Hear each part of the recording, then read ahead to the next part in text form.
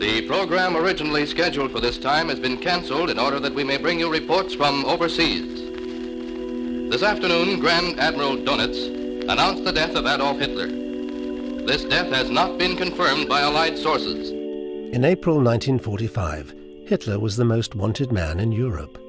Dead or alive, the victorious Allies needed to see his body, in the dock or in the grave. But in the chaos of war, proof the dictator had died proved elusive. Maybe Hitler was dead. Maybe he'd escaped. I have one testimony that tells me the exact burial spot of where Hitler is buried in Patagonia. There are an incredible amount of witnesses who saw Nazi submarines come to the coast in Argentina and crates full of Nazi documents and gold being unloaded.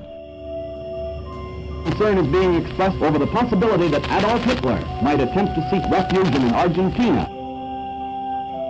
We all differ, oftentimes, on the facts and why they happened, what happened.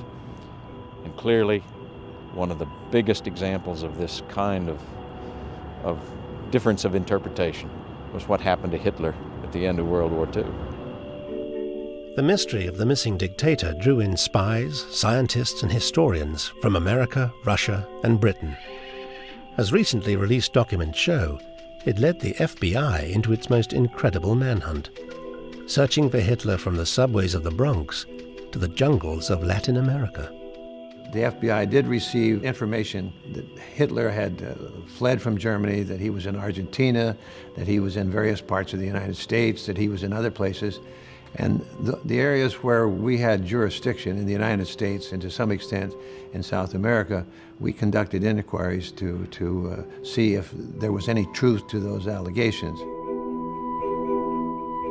The Allies spent 6 years trying to defeat Hitler. It would take them many times longer to sort out the confusion that surrounded his fate. Conspiracy, fact and fiction all rushed in to fill the vacuum left by the missing dictator.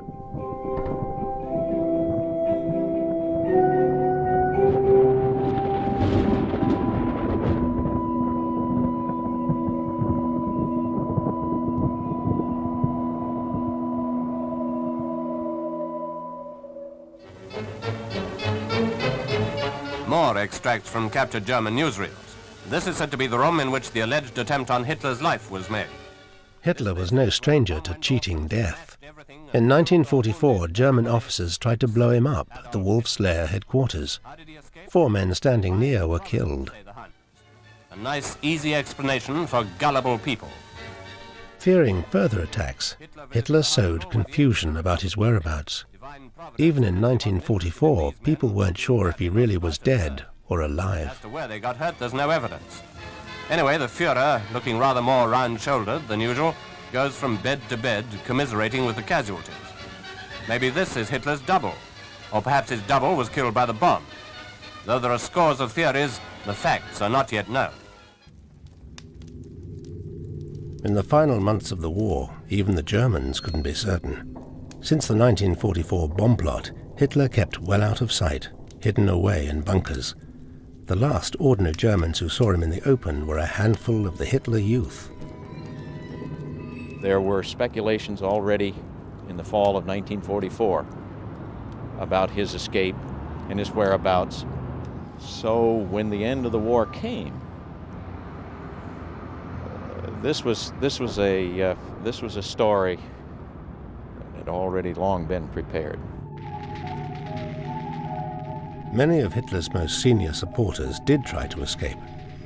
Himmler was captured dressed as a private soldier. Heinrich Müller, head of the Gestapo, was never captured. And down in the Chancellery bunkers, Hitler's staff tried repeatedly to persuade him to get out before it was too late. Flight was certainly possible. Up till the 22nd of April, when the net closed, they could get out by air.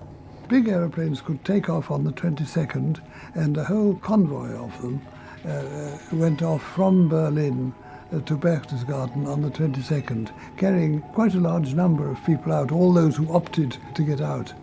The Russians couldn't be everywhere. During the final weeks of the war, This was the easiest route out of Berlin. The main east-west avenue was used by the Nazis as a runway right up until the last moment when Berlin fell. The Nazis even had captured British planes at hand to try and make their escape without being shot down. The man who was the switchboard operator in Hitler's bunker claims that this was the plan, in place and ready to spirit Hitler from under the noses of the Allies. 5 Flugzeuge nördlich von Berlin. There were 2 planes waiting to the north of Berlin. One of them was the Ju-390 and a Blonde Voss that could fly the same distance. It could fly 18,000 kilometers without refueling, so Hitler could have escaped if he'd wanted to. Wegfliegen können. The possibility of losing Hitler gave the advancing Soviets added urgency. On April the 22nd, the first Soviet armies reached the outskirts of Berlin, still fiercely defended. They desperately hoped that Hitler was still in the city. Stalin organized special teams in SMERSH. SMERSH was the military counterintelligence service during the war. As we all know from the James Bond movies, it means death to spies, whose job it was to find Hitler, and hopefully Stalin would find him alive. Конечно. Of course Stalin wanted to capture Hitler. He intended to put him on trial. И он предполагал его предать суду. But capture was the one thing Hitler was determined to avoid at any cost. The reality of what lay in store for fallen dictators was not what he had in mind. Just before the end came the news of what had happened to Mussolini, how he had been shot and strung up upside down in a garage in Milan. He didn't want that to happen to him. As Stalin's SMERSH teams advanced to the center of Berlin, they questioned prisoners, checked corpses. Where was Hitler? Could he have slipped through the noose and escaped? The first news of Hitler's fate did nothing to dispel the confusion. On May the 1st, Soviet commander Zhukov received a message from Hitler's bunker, claiming that Hitler had committed suicide on April the 30th. Just a few hours later came a radio broadcast that told a different story.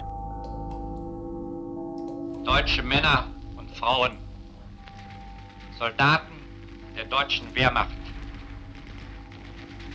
Unser Führer Adolf Hitler ist gefallen. In tiefster Trauer. German radio claimed that Hitler had died fighting at the head of his troops. This wasn't what the Soviets had been told at all. They thought Hitler had died a day earlier by his own hand. In the confusion of Allied victory, doubt about the fate of the fallen dictator filled the airwaves. The Berlin announcement that Hitler is dead has left this part of Germany speechless and resigned. There is no further confirmation, of course, as to the authenticity of this report. We bring you now Seymour Corman from Munich. There is some caution about accepting the German announcement as fact. It might be a trick. It might be a desperate effort by Hitler to disguise himself and escape. The mere possibility that Hitler had escaped struck at the heart of Allied fears and paranoia about the Nazis. If Hitler cheated the hangman, how could justice ever really be done? If the dictator of the German Reich survived, how could anyone be sure the evil he brought was dead? The most important thing was, of course, that there was no body. I think that fueled everything. No one was able to produce the corpse. As the first to reach Berlin, it was the Soviets who were best placed to bring the mystery to an end. Everything depended on what they found when Berlin finally fell.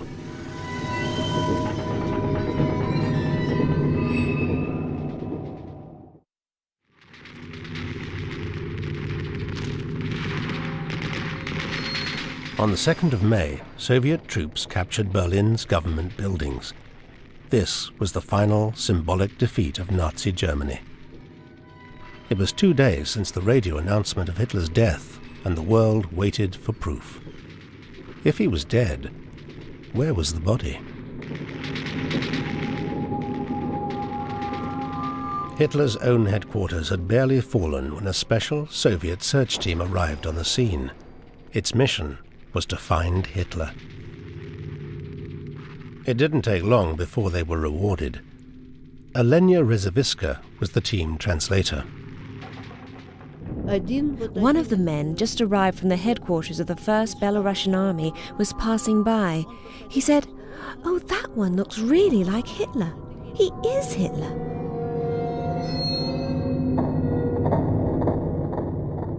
Here was proof that Hitler had died after all. At last, there was a body. The Soviets called in some captured Nazis to confirm that this Hitler was the Hitler.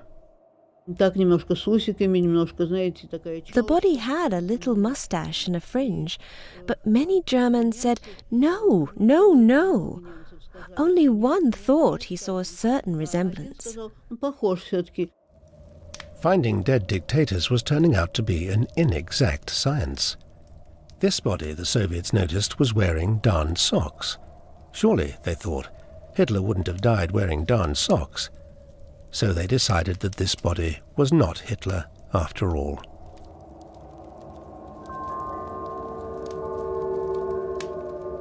There were 15 corpses in the Chancellery garden, amongst them that of Josef Goebbels.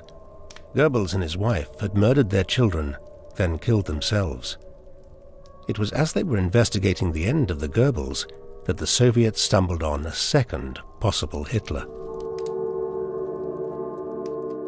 Он их привел вот к бункеру, значит, Гитлера, где лежал, в свое уже не было тут Геббельса, он им показал вот здесь. We were taken to Hitler's bunker where Goebbels' body was first found, and at that point, one of the soldiers drew our attention to a crater. The crater had been filled with earth, and he sank into it. Beneath his feet, he discovered a fragment of a human leg and a piece of burnt blanket. They dug up that crater and found two bodies, a man and a woman. The faces were unrecognizable.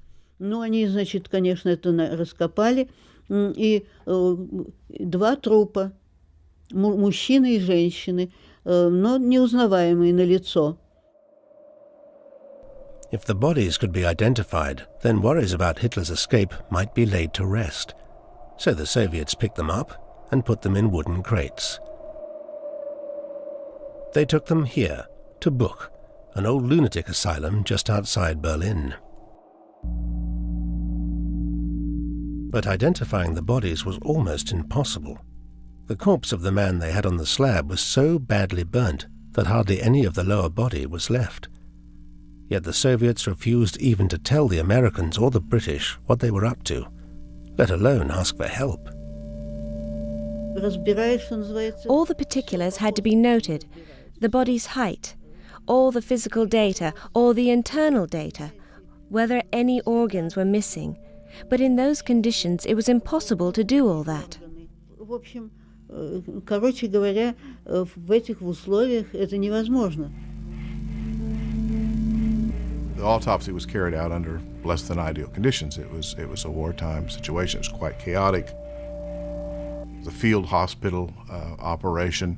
It wasn't a perfect autopsy by any stretch of the imagination. The only way of identifying this as Hitler's body was through the teeth. So the Soviets scoured Berlin trying to find Hitler's dentist. Two of the people they found said they were part of Hitler's dental team. They drew pictures from memory of what Hitler's teeth looked like. According to the Russians, the dentist's hand-drawn pictures matched the body on the slab.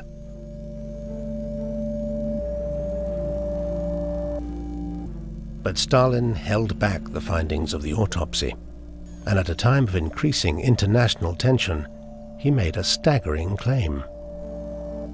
Stalin told President Truman at the Potsdam Conference in late July and early August of 1945 that Hitler was alive in Argentina. he used it as a stick to beat the West with after the war, but it also, he evidently, at some level, actually believed that Hitler had survived the war. Stalin had reasons to doubt the Soviet autopsy. Everything hinged on the evidence of the teeth. No X-rays were available which might prove without doubt that this was Hitler's body. Stalin was also suspicious and paranoid to the bottom of his heart. On something as important as the fate of Hitler, he had no problem discounting the conclusions of a handful of surgeons. Сталин превратил это в тайну. Stalin turned the search for Hitler's body into a mystery. It became a state secret. If you revealed that secret, you could be sentenced from 7 to 15 years in jail. То есть это попало в разряд государственных тайн.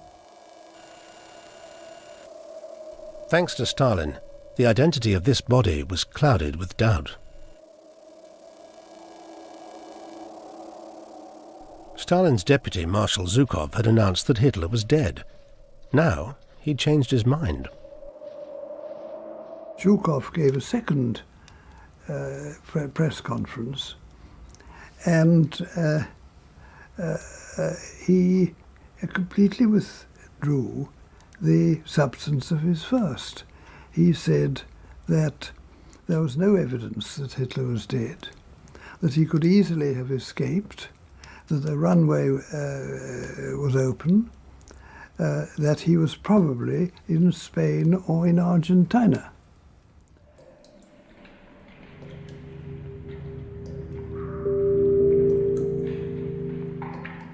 Stalin's claim threw his allies into turmoil and caught the imagination of the world.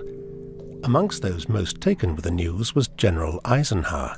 Months after Berlin had fallen, Eisenhower's doubts were publicly quoted. We have been unable to find one tangible piece of evidence of Hitler's death.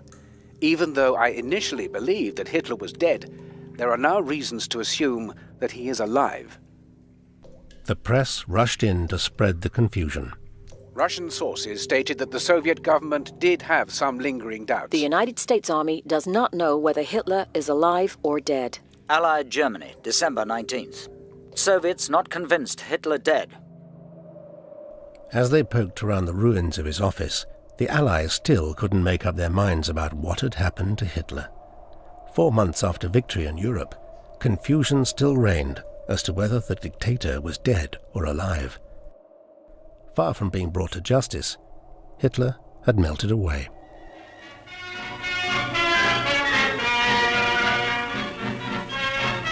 The entrance to Hitler's air raid shelter. It was just outside that the bodies of Hitler and Eva Braun are said to have been destroyed. At any rate, that's one story, but we can all form our own opinion as to whether these are relics of the event or not. The Germans said petrol was poured over their bodies and they were burnt. It might be true, it might not. In the summer of 1945, the Soviets made yet another shattering claim, that the British were secretly holding Hitler alive. To counter this, British military intelligence sent out a young army major, Hugh Trevor Roper, to tie up the loose ends.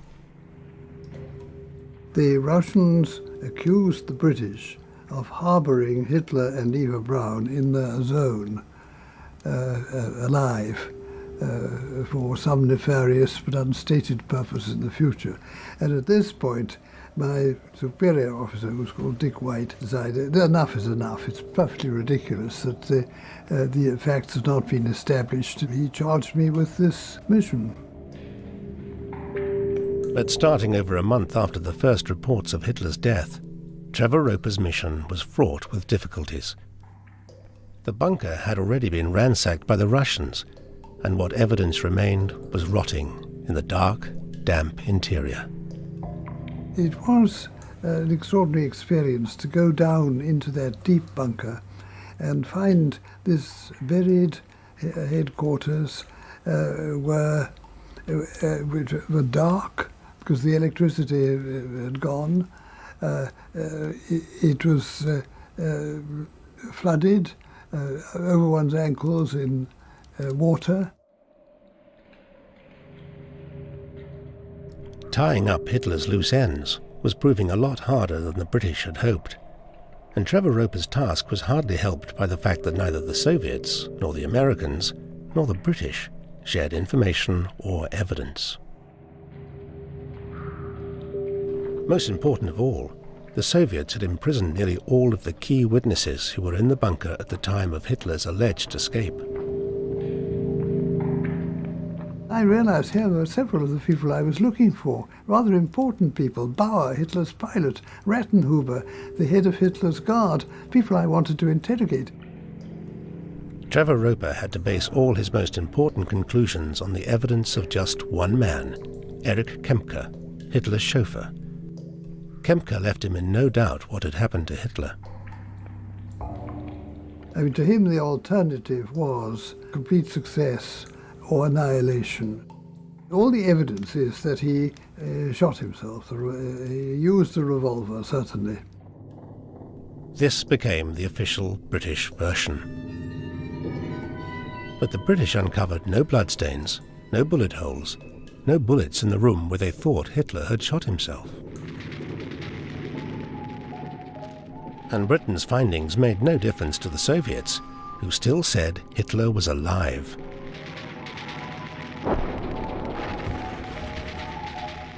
Depending on whom you listen to, he had shot himself, taken poison, died at the head of his troops, or even escaped. In this climate of doubt, the lack of evidence for Hitler's death would have a strange psychological effect on the world. Across the Atlantic, the Americans were on the verge of their own extraordinary investigation into the missing dictator. In September 1945, the FBI started one of its most extraordinary investigations into whether Adolf Hitler had escaped Berlin and made it across the Atlantic. In a big spy roundup in the States, the FBI, America's CID, have done a good job under J. Edgar Hoover. The director of the FBI, J. Edgar Hoover, was a paranoid, suspicious, neurotic man who had built his career on finding the enemy within. They're traitors, while the rest are spies. Hoover had no sympathy whatsoever for the Nazis. He, as well as the rest of us, regard Hitler as a prime evil and a prime enemy of the United States. These FBI documents, only recently released, point to the hysteria and worry that spread from Berlin across the Atlantic within a matter of days. Dear Mr. Hoover, recently I saw a poll on whether Hitler was alive.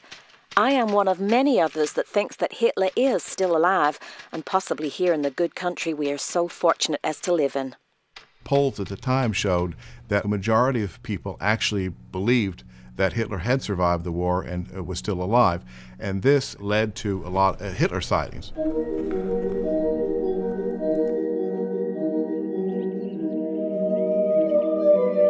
All these lonely people all across America would write Hoover letters from their lonely rooms saying that they felt they saw someone who looked like Hitler in a cafe they frequented, or they passed someone in the street who looked like Hitler. The FBI received thousands of tip-offs from across the United States, all claiming to offer invaluable information as to the whereabouts of Hitler.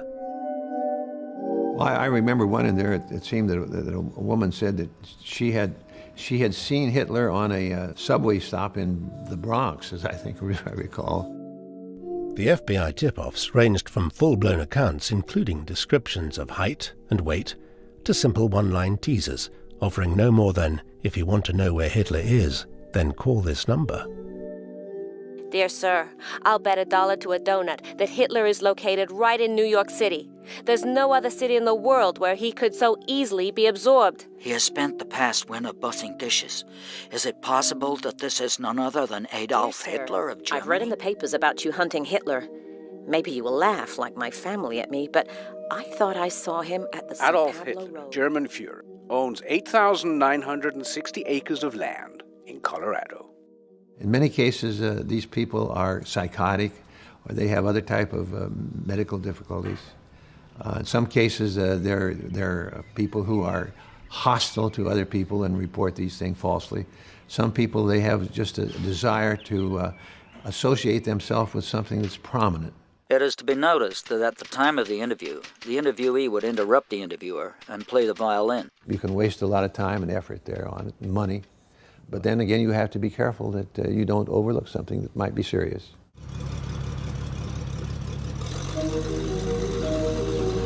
At the height of the Hitler hysteria, every bureau across the United States received sightings of Hitler somewhere in America. With the mystery still mushrooming out from Berlin, the FBI investigations grew to 1,000 agents working on these reports at any one time. They generated over 1,200 separate FBI documents and reports on Hitler's escape.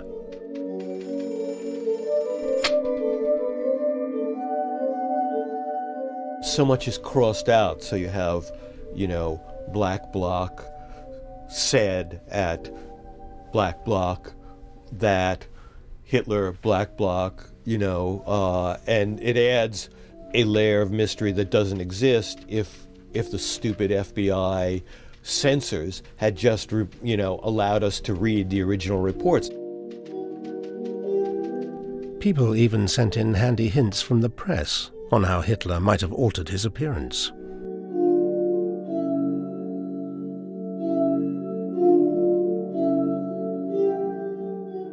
The most enthusiastic Hitler hunter of them all was the Police Gazette. Few news counters and barbershops failed to provide their customers with this sensational sheet, in which hardly a week passed without the latest scoop on where Hitler had been sighted. All these reports had to be noted by the FBI as well. Usually the articles didn't have any specifics. They just gave a statement that it was quite possible that Hitler might be somewhere. But that doesn't give you much to go on. There's a chicken and egg problem with the Police Gazette accounts. You don't know which came first, the accounts in the Police Gazette, which then had the Police Gazette readers seeing Hitler in every, roadhouse and cafe, or whether people in roadhouse and cafes wrote Hoover and it began to spread, and then it entered into the Police Gazette, and, it became a self-perpetuating phenomenon.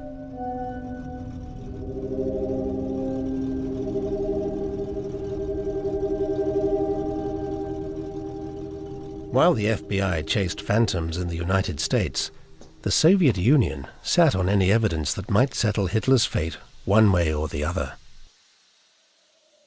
There was one bit of evidence that could have sewn things up once and for all, the body that was found in Berlin. But the Soviets never looked at it again after the first autopsy of 1945. In fact, Hitler's remains, if they were Hitler's remains, were treated by the Russians with staggering neglect.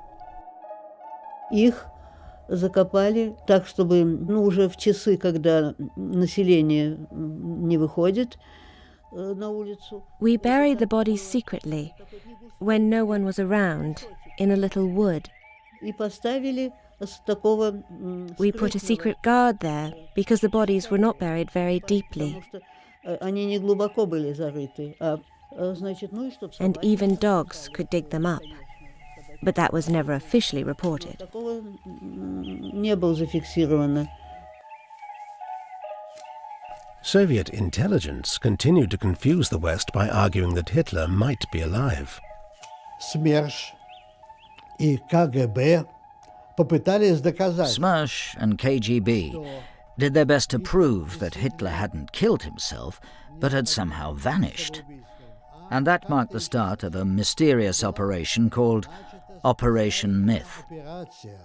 Под названием Операция Миф. Nobody knows whether Stalin really believed it, or whether it was just a Cold War ruse. But Operation Myth was the cornerstone of Stalin's claim that Hitler had escaped and was being looked after by Western fascists. In Spain was General Franco. In Argentine was Colonel Perón, and these, from Stalin's point of view, were both semi-Nazi reactionary dictatorships who supported the Germans. and therefore that is where he would have gone. Stalin's belief was not completely unreasonable. Even before 1945, Argentina had a large German population. Hitler wouldn't be the first German to escape to South America after the war, and certainly not the first Nazi. I found 300 confirmed war criminals who escaped to Argentina. Now, these are people with court cases that have had court cases opened against them in Europe. Now, if you extend that to the amount of SS officers or persons who are suspected of having committed war crimes but did not have cases opened against them, that number could probably rise to thousands. Alongside all the crazy theories and Hitler sightings inside the United States, a more persistent notion of Hitler's fate took hold. The basic scenario of his survival was that a double had died in his place in Berlin, and he and Eva Braun had managed to escape to Norway, and there taken a U-boat, a submarine, to Latin America.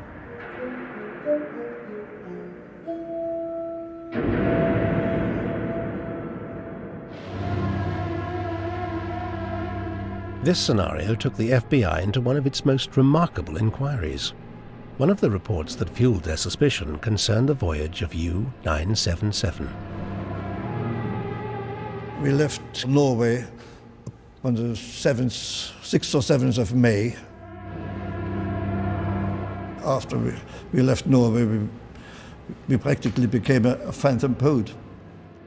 All the way around north of Scotland, past Ireland, past France and Biscay.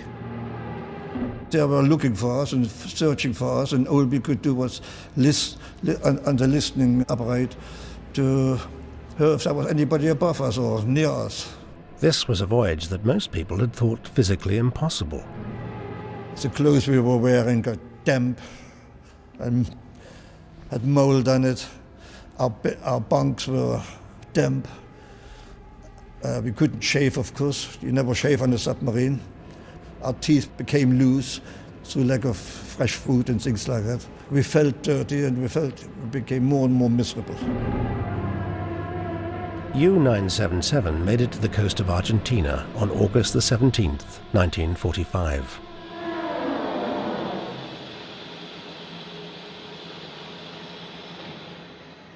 The crew was immediately taken prisoner and accused of hiding Hitler on board. Those U-boats came and surrendered to Argentina. The press reports there indicated that somebody in either Montevideo or in Argentina suggested that Hitler had been on those boats.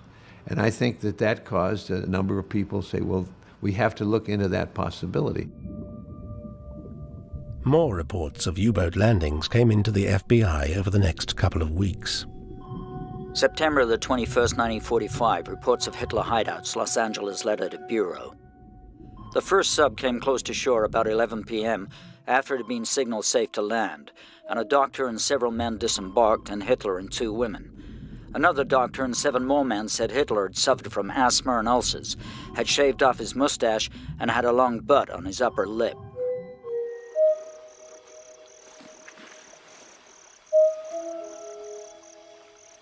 Argentina's navy tried to capture the U-boats, but the huge coastline made it easy for escaping Nazis to get ashore.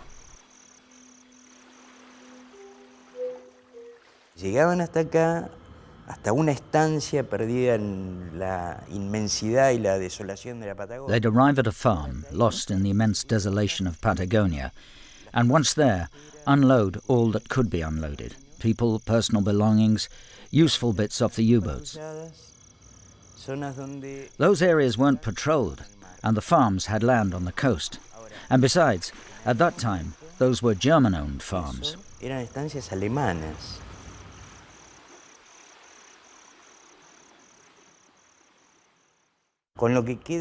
The question that remains is, who came in the U-boats? Why plan these U-boat trips?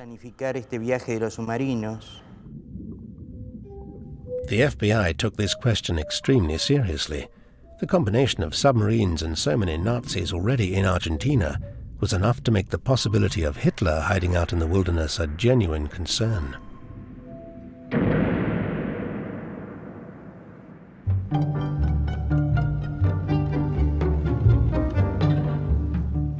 To investigate the matter further, the FBI set up an operation behind the walls of the American Embassy in Buenos Aires. I guess there are other places in the world where you could go, and it would depend upon how he escaped and where would be a logical place for concealment. But I'd say Argentina would not be a bad place to live. I can vouch for that.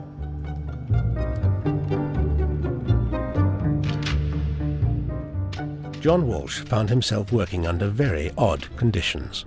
The FBI's power of interrogation was restricted. Their agents had to operate covertly. They had difficulty establishing the crucial network of informants on the ground. They were also limited by the fact that the G-men were very conspicuous. While we were there in Argentina, those of us who were in the embassy, in the consulate, we did come under surveillance by the local police. And I know a number of times where I was out with other agents, and we would see people there who were obviously watching us. And they would be behind a newspaper, and every once in a while they'd drop the newspaper to look at us. And I recall the person who was with me said, well, you know, they look just like us, but they all have mustaches.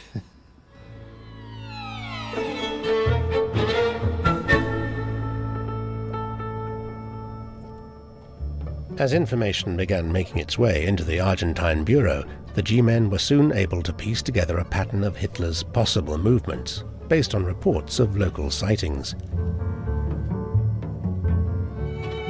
Information from outside Argentina was relayed from Washington to Buenos Aires by the FBI radiogram system. All messages received were subject to further investigation by the team of G-men on the ground.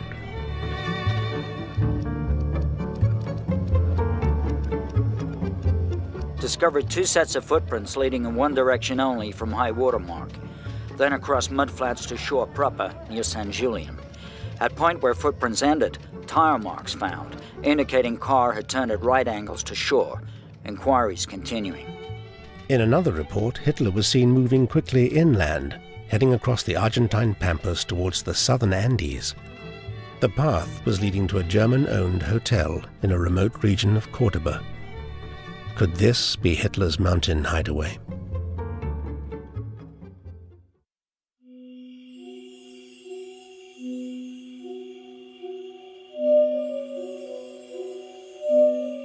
In late 1945, 6 months after the end of the war, the FBI thought it might be about to make the arrest of the century. The Bureau had received reports linking Adolf Hitler to the Eden Hotel in La Falda, Argentina. Nestled in the splendor of the foothills of the Andes, the Eden Hotel was the centerpiece of a long-established, wealthy German community. Sí, era algo hermoso. Hoy a uno le da pena de verlo como está, ¿no? It was beautiful. It is sad to see how it is now. This was an international hotel, a hotel that had everything. All that a guest needed: comfort, service, orchestras at midnight. Orquesta a las 12 y a la noche. Y bueno, llegaban, venían grandes. Aristocrats from Cordoba and Buenos Aires came to the parties. The dancing would last until the early hours of the morning. Y duraba el baile hasta las 4, las 5 de la mañana. Since the 1930s, the Eden had been a paradise for its predominantly German clientele. The hotel was owned by Ida Eichhorn, a wealthy German socialite, whose connections in Germany reached the highest echelons of power. Sé que ella viajaba continuamente a Europa. I know she often went to Europe.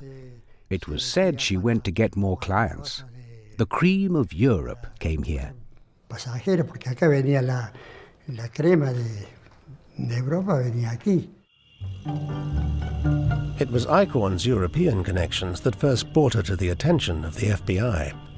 A dossier compiled on her at the end of 1945 revealed disturbingly close links to the German Reich.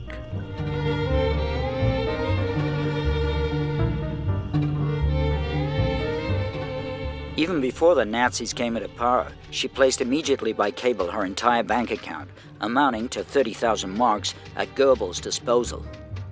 Most compelling of all, the FBI discovered from European sources that she had over the years become one of Hitler's closest friends and confidants. The area surrounding the hotel was populated by Germans. Amongst them were believed to be a number of Nazi sympathizers. The trouble was, it was difficult for the G-men to go to Lefalda in person without blowing their cover. We personally did not do surveillance work there. We would have sources that were outside the embassy that would do that. You just can't walk in and say, that you are looking for something. You have to develop a rapport and have some area of interest with the people that are going to help you on that. A 17-year-old girl working as a maid at the Eden Hotel at the time is today still clearly able to recall her years of service and the people she worked for.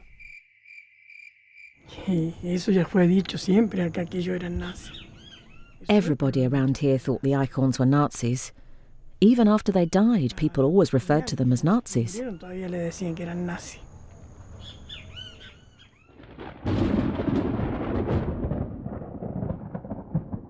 There were a lot of his belongings in the house. There are letters which have been given to the authorities in Cordoba. There were a lot of photographs of him around the house. According to the FBI, if Hitler had come to Argentina, this would be his natural destination. If the Fuhrer should at any time get into difficulties, he could always find a safe retreat at Lefalda, where they'd already made the necessary preparations. Catalina Gomero confirms all the FBI's fears and suspicions. After the fall of Berlin, after the British investigation into Hitler's death, after 2 Soviet investigations, Catalina says Adolf Hitler came to the Eden Hotel in 1948. After the war, he stayed in the house. At that time, they weren't working in the hotel anymore. There is no doubt in Catalina's mind that she remembers Hitler's visit. He arrived one night. The driver must have brought him. He was put up on the 3rd floor.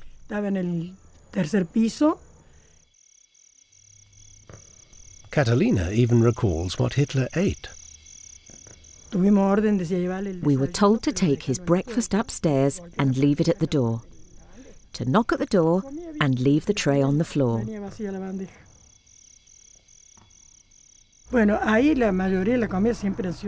He ate very well. The trays were always empty. Most of the meals were German. Cheese soufflés and others. Meals of German origin. All German recipes.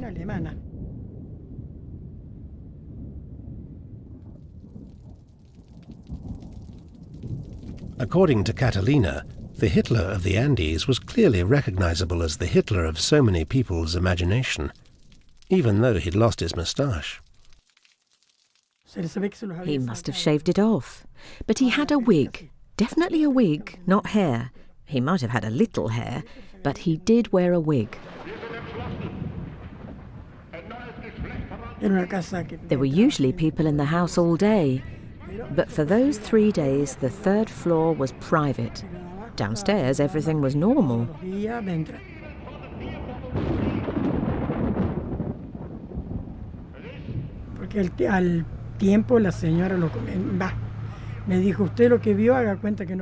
Mrs. Ida told me, whatever you saw, pretend you didn't. One of the drivers and I used to joke, I saw nothing and you saw nothing. It was as if it had never happened. It was kept very, very secret. But now, after so many years, I don't care anymore. If they don't want to believe me, they don't have to. What else can I say? I just saw what I saw.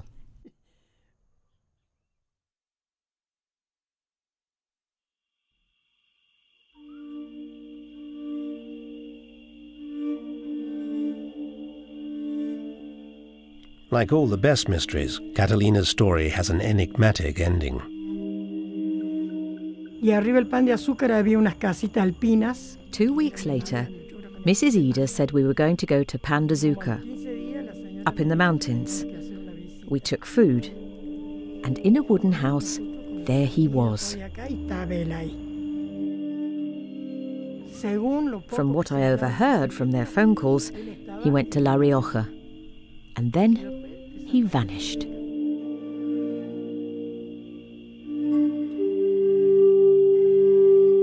If the man Catalina saw was Hitler, the FBI certainly failed to get him. Yet the events that she describes took place when senior Nazis, men like Adolf Eichmann and Josef Mengele, were arriving in South America. And it wasn't until at least the mid-1970s that American intelligence officers closed their files on Hitler.